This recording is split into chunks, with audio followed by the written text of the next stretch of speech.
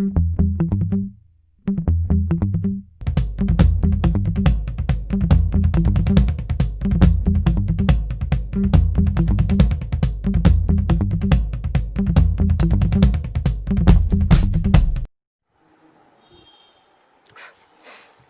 Students, स्वागत है हमारे चैनल राज टेक्निकल में। आज हम लोग जानेंगे ट्रिग्नोमेट्रिक रेशियोज के बारे में, यानी त्रिकोणमिति के बारे में। चलिए स्टार्ट करते हैं।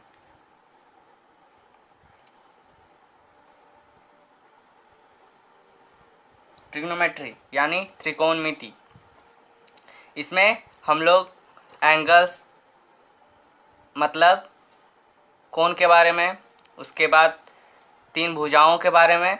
ये एक राइट एंगल ट्रायंगल होता है जिसमें कि हम लोग थीटा के साथ मतलब एंगल का मान, साथ साथ तीनों भुजाओं का मान, उसके बारे में जानेंगे। ठीक है, जैसा हमने कहा कि ये एक राइट एंगल ट्रायंगल से मिलकर बना होता है। ठीक है, इसमें कोई भी कोण को थीटा माना जा सकता है। लेट सपोज ये जो एंगल है वो थीटा है और ये जो ट्रायंगल है मान लेते हैं हम लोग ये ए बी सी है। ठीक है, जिसमें बी एंगल जो है वो 90 डिग्री है और 90 डिग्री के कोण के सामने वाले एंगल को हम लोग हाइपोटेनस कहते हैं, जिसको हमने ऐसे दर्शाया है। हाइपोटेनस के 90 डिग्री के सटे हुए एंगल को परपेंडिकुलर कहते हैं और नीचे जो थीटा से सटा हुआ एंगल जो है इसको हम लोग बेस कहते हैं। हिंदी में परपेंडिकुलर को लंब कहा जाता है, बेस को आधार कहा जाता है और हाइपोटेनस को कर्ण कहा जाता है। ठीक है, ट्रिग्नोमेट्री में 6 प्री डिफाइंड या पहले से बोलिए कि डिफाइंड किया गया एंगल्स है। ठीक है, पहला है साइन थीटा। थीटा जो है वो इसका एंगल है, साइन जो है वो पहले से ट्रिग्नोमेट्री के अंदर पहले से प्री डिफाइंड किया गया। दूसरा जो है वो है कोसाइन। थीटा जो है वो एंगल है, साइन का वैल्यू होता है परपेंडिकुलर बाय हाइपोटेनस मतलब लंब बटे कर्ण। ठीक है, दूसरा होता है कोसाइन। कोसाइन का वैल्यू होता है बेस बटे हाइपोटेनस मतलब आधार बटे कर्ण। तीसरा जो रेशियो होता है वो होता है टेंजेंट। थीटा उसका एंगल हो गया। एंगल आपका कोई भी हो सकता है, ये 0 से लेकर के 180 से लेके 270 से लेके 360, मतलब ये एक तरीका का सर्कल है जो कि 4 क्वाड्रेंट्स में बटा हुआ होता है, जिसमें कि अगर इस एंगल साइड से आपका एंगल घूम रहा है तो वो क्लॉकवाइज हुआ और इस एंगल से अगर घूमा तो वो एंटी क्लॉकवाइज। अगर आमतौर पे या आसान तौर पे समझना है तो अगर क्लॉकवाइज मतलब घड़ी की दिशा में अगर आपका एंगल घूमा तो वो हुआ पॉजिटिव एंगल, और अगर वो घड़ी के विपरीत दिशा में घूमा तो उसे कहते हैं निगेटिव एंगल। ठीक है, ये एंगल जो स्टार्ट होगा वो 0 से स्टार्ट होकर 360 तक जाएगा। ठीक है, टेन थीटा का वैल्यू होता है परपेंडिकुलर बाय बेस यानी लंब बटे आधार। ठीक है, और एक चीज साइन का अपोजिट या कह सकते हैं रेसिप्रोकल या कह सकते हैं उल्टा, मतलब साइन का अपोजिट होता है कोसेंट या कोसाइन बोला, कोसेक बोला जाता है। ठीक है, कोसेक थीटा, इसका वैल्यू होता है h बटे p मतलब कर्ण बटे लंब। दूसरा जो होता है, और इसको एक तरीका से लिखा जा सकता है, कोसेक थीटा को लिखा जाता है 1 बटे साइन थीटा। ठीक है, दूसरा जो होता है कोसाइन का अपोजिट वो होता है सेकेंड थीटा, जो है वो एंगल हो गया जिसको कि हाइपोटेनस बटे बेस होता है मतलब कर्ण बटे आधार, और सिंपली उसको अगर देखा जाए तो सेक सिंपल शॉर्ट फॉर्म में बोला जाता है sec theta equal to 1/cos theta. ठीक है, यहाँ थोड़ा जगह कम पड़ रहा है इसलिए हम सटा सटा के लिख रहे हैं। अगर कहीं भी दिक्कत होगा तो कमेंट बॉक्स में रिप्लाई किया जा सकता है। तीसरा है टेन। टेन का अपोजिट होता है कॉटेंज थीटा।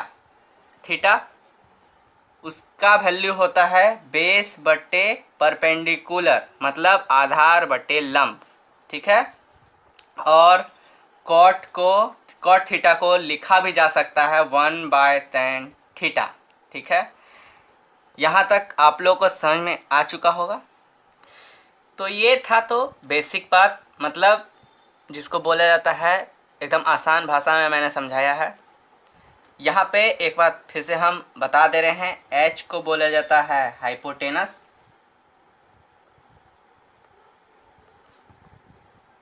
ये हिंदी में बोला जाता है कर्ण। दूसरा आता है बेस, जिसको बोला जाता है आधार, और पी से हो गया परपेंडिकुलर,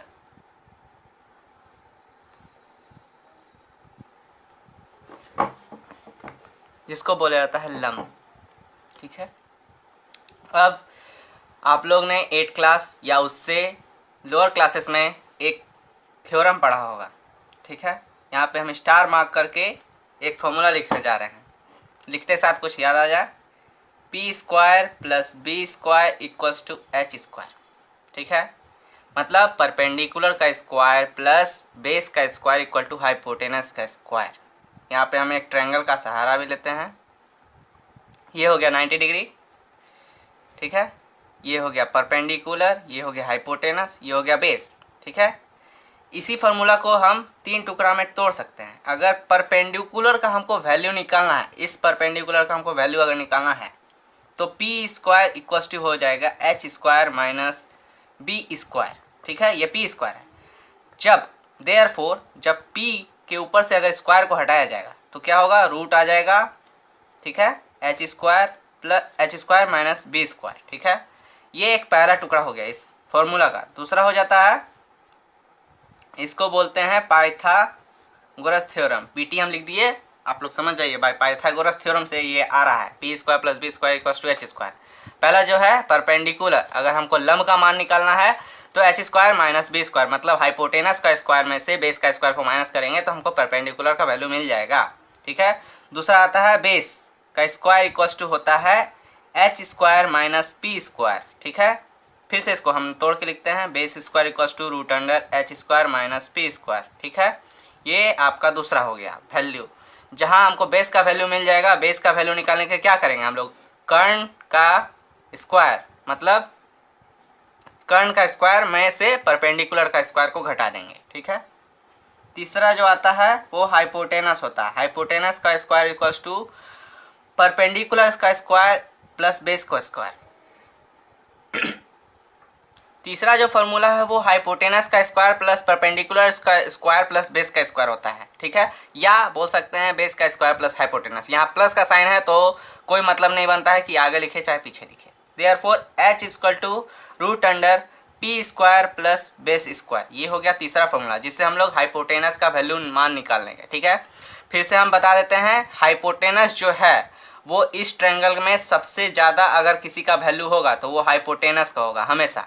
इस दोनों का जोड़ है ये, मतलब ये दोनों का जोड़ ही का ये वैल्यू हाइपोटेनस का आएगा। मतलब हाइपोटेनस जो है इस एंगल में सबसे ज़्यादा वैल्यू लेकर के साथ में रहेगा। ठीक है, बाकी बात ये दोनों का वैल्यू डिफर कर सकता है। ठीक है, ये तो था पाइथागोरस थ्योरम का फॉर्मूला, जो कि लोअर क्लासेस में आप लोगों को बताया गया होगा, ध्यान में नहीं है तो हमने यहाँ पे लिखा है। ठीक है, अब हम लोग चलते हैं एक एग्जाम्पल लेते हुए चलते हैं। ठीक है, मान लेते हैं कि हम एक एग्जाम्पल लिए। यहाँ पे हम मान लेते हैं कि अगर साइन थीटा का वैल्यू 3/5 है। ठीक है, हमने माना है कि साइन थीटा का वैल्यू दिया हुआ है 3/5। तो यहाँ पे हमको बोलता है find all angles of triangle. ठीक है, ऑल एंगल्स ऑफ ट्रायंगल का वैल्यू निकालना है हमको।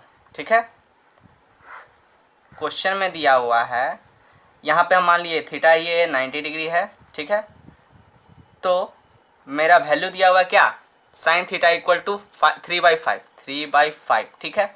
तो हम पीछे बता चुके हैं या फॉर्मूला में हम बता चुके हैं साइन थीटा का वैल्यू क्या होता है, परपेंडिकुलर बाय बेस। तो यहाँ परपेंडिकुलर क्या है आपका 3 हो गया, ये वैल्यू परपेंडिकुलर बाय हाइपोटेनस होता है, गलती बोल दिए थे मैं, बाय मिस्टेक हो गया। परपेंडिकुलर का वैल्यू यहाँ 3 है और हाइपोटेनस का वैल्यू यहाँ 5 है, ठीक है। तो यहाँ हम लिख सकते हैं sine theta equal to 3/5 is equal to P/H। मतलब यहाँ पे परपेंडिकुलर मतलब लंब का मान 3 है और कर्ण का मान 5 है। हमको क्या निकालना है यहाँ पे, हमको पहला निकालना है फाइंड, पहला है कि कॉस थीटा का वैल्यू निकालिए, दूसरा कोसेक का वैल्यू निकालिए, तीसरा टेन का निकालिए, चौथा सेक थीटा का वैल्यू निकालिए, पांचवा जो है वो कॉट थीटा का वैल्यू निकालिए। इतना का हमको वैल्यू निकालना है। देखिए कैसे निकलेगा, बहुत ही आसान। पहला जो है वो कॉस थीटा का वैल्यू, कॉस थीटा का वैल्यू फॉर्मूला क्या होता है, बेस बाय हाइपोटेनस मतलब आधार बटे कर्ण, ठीक है। तो जैसा कि हम लोग जाना है कि परपेंडिकुलर का मान क्या है 3 और हाइपोटेनस का मान क्या है 5, ठीक है। तो बाय पाइथागोरस थ्योरम से, पीटी लिखते हैं, पाइथागोरस थ्योरम से हम लोग बेस स्क्वायर इक्वल टू क्या बोले हम, पीछे फॉर्मूला पाइथागोरस थ्योरम का था हाइपोटेनस का स्क्वायर माइनस परपेंडिकुलर का स्क्वायर, ठीक है। हाइपोटेनस का स्क्वायर माइनस परपेंडिकुलर का square is equal to hypotenuse, hypotenuse का वैल्यू क्या है 5 का स्क्वायर माइनस परपेंडिकुलर का वैल्यू 3 का स्क्वायर, 5 का स्क्वायर 25 होता है माइनस 3 का स्क्वायर 9 होता है, ठीक है। Is equal to root under 25 में से 9 16 base equal to therefore b equal to 4, ठीक है। यहाँ पे हम यूनिट्स लिखेंगे क्योंकि हम यहाँ पे क्वेश्चन को लेट माने 3/5, तो यूनिट्स इसलिए लिखें क्योंकि यहाँ पे कोई इकाई नहीं लगा, सेंटीमीटर मिलीमीटर कोई भी नहीं, कुछ भी चीज़ नहीं लगा। तो यहाँ बेस का मान 4 आ गया है, देयरफॉर पहला जो हम लोग है, तो यहाँ पे बेस का वैल्यू आ चुका है 4 यूनिट्स, इसलिए लिखा है यूनिट्स का मान, इसलिए यूनिट इसलिए बोल रहे हैं क्योंकि हम लोग 3/5 लिखे हैं। यहाँ पे कोई सेंटीमीटर मिलीमीटर कुछ भी नहीं लिए हैं, इसलिए यूनिट्स बोल रहे हैं। मतलब यूनिट्स का मतलब होता है इकाई, ठीक है, ये चलता है मैथ्स में, ठीक है। पहला होता है कॉस थीटा का वैल्यू, फॉर्मूला हम लोग जानते हैं, कॉस थीटा का वैल्यू क्या होता है बेस बाय हाइपोटेनस। यहाँ पे हम लोग को बेस मिल चुका है, बेस का वैल्यू क्या है 4 बाय हाइपोटेनस का मान क्या है पहले से प्राप्त है हम लोग को 3। यहाँ पे फर्स्ट क्वेश्चन का आंसर हो गया। दूसरा जो है वो है टेन थीटा, टेन थीटा का वैल्यू होता है परपेंडिकुलर बाय बेस, ठीक है, perpendicular by base, perpendicular value है यहाँ पे 3 और बेस का वैल्यू हम लोग निकाल चुके हैं 4, ये दूसरा आंसर हो गया, ठीक है। तीसरा जो है वो है आपका कोसेक थीटा, कोसेक थीटा का वैल्यू होता है हाइपोटेनस बाय परपेंडिकुलर, हाइपोटेनस का मान यहाँ पे दिया हुआ है क्वेश्चन में 5 और बेस का परपेंडिकुलर का मान भी दिया हुआ है 3, ठीक है। तो कोसेक थीटा का मान यहाँ पे हो गया 5/3, ये थर्ड का आंसर हो गया। फोर्थ नंबर में आपका आता है सेक थीटा, सेक थीटा का वैल्यू होता है या फॉर्मूला होता है h/b, h/b मतलब हाइपोटेनस बटे बेस। हाइपोटेनस का मान हमें क्वेश्चन में दिया हुआ है 5 और बेस का मान हमने अभी थोड़ी देर पहले निकाला है जिसका मान 4 है, तो कुल वैल्यू हो गया 5/4, ये फोर्थ का आंसर। फिफ्थ का आंसर जो है वो कॉट थीटा, कॉट थीटा का वैल्यू जो है वो बेस बटे परपेंडिकुलर होता है। बेस का वैल्यू हमने थोड़ी देर पहले निकाला है, 4 मान होता है उसका, और परपेंडिकुलर का जो मान है क्वेश्चन में दिया हुआ है 3, तो कुल मान हो गया 4/3। इस तरीक़ा से हमने पांचों एंगल्स का मान cos tan cosec sec cot का वैल्यू निकाल लिया है। उससे पहले पांचों का वैल्यू निकालने से पहले हमने बेस का वैल्यू निकाला है। बेस का वैल्यू कैसे निकलता है, तो हाइपोटेनस का स्क्वायर में से परपेंडिकुलर का स्क्वायर माइनस किया जाता है, परपेंडिकुलर का माइनस किया जाता है। हाइपोटेनस का वैल्यू 5 है तो 5 का स्क्वायर में से 3 का स्क्वायर को माइनस किए, मतलब 5 का स्क्वायर 25 में से 9 का स्क्वायर, तो बेस का वैल्यू हो गया √16, √16 का वैल्यू होता है 4, यूनिट्स हमने लिखा क्योंकि इकाई बोले जाता है। फिर कॉस थीटा का फॉर्मूला होता है बेस बाय हाइपोटेनस, बेस का वैल्यू थोड़ा देर पहले निकला 4 और हाइपोटेनस का वैल्यू है 5। दूसरा होता है टेन थीटा। टेन थीटा का फॉर्मूला होता है परपेंडिकुलर बाय बेस। परपेंडिकुलर का वैल्यू है 3, बेस का वैल्यू है 4। कॉस थीटा का फॉर्मूला होता है हाइपोटेनस बाय परपेंडिकुलर। हाइपोटेनस का वैल्यू 5, परपेंडिकुलर का वैल्यू 3। सेक थीटा का वैल्यू होता है हाइपोटेनस बाय बेस, वैल्यू हमने निकाल दिया है 5/4। कॉट थीटा का वैल्यू होता है बेस बाय परपेंडिकुलर 4/3, उसका वैल्यू होता है। ये था ट्रिग्नोमेट्री का बेसिक आइडिया। अगर आपको हमारा वीडियो पसंद आया होगा तो लाइक कीजिए, ज़्यादा से ज़्यादा दोस्तों के बीच में शेयर कीजिए, कमेंट कीजिए और चैनल को सब्सक्राइब कीजिए। और लेटेस्ट वीडियोस को पाने के लिए बेल आइकन को ज़रूर दबा दीजिए।